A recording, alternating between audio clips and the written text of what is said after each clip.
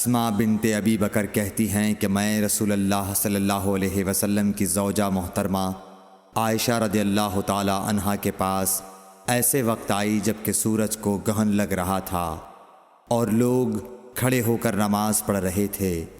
کیا دیکھتی ہوں وہ بھی کھڑے ہو کر نماز پڑھ رہی ہیں۔ میں نے کہا کہ لوگوں کو کیا ہو گیا ہے، تو انہوں نے اپنے ہاتھ سے آسمان کی طرف اشارہ کر کے کہا سبحان اللہ۔ میں نے کہا کیا یہ کوئی خاص نشانی ہے، تو انہوں نے اشارے سے کہا کہ ہاں، تو میں بھی آپ کے ساتھ نماز کے لیے کھڑی ہو گئی۔ آپ نے اتنا قیام فرمایا کہ مجھ پر غشی طاری ہونے لگی اور میں اپنے سر پر پانی ڈالنے لگی۔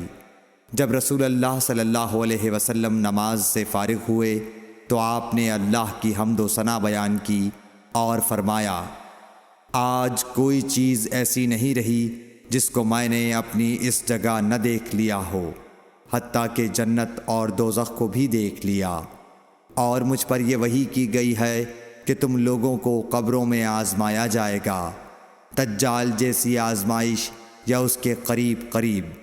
راوی کا بیان ہے کہ میں نہیں جانتی کہ اسماء نے کون سا لفظ کہا۔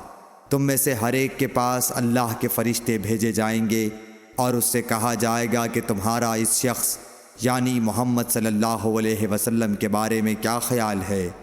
پھر اسماء نے لفظ ایماندار کہا یا یقین رکھنے والا کہا، مجھے یاد نہیں۔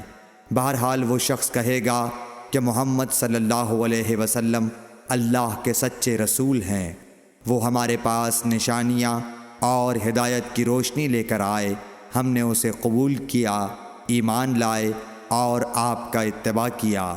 پھر اس سے کہہ دیا جائے گا کہ تو سو جا، در حال یہ کہ تو مرد صالح ہے اور ہم جانتے تھے کہ تو مومن ہے۔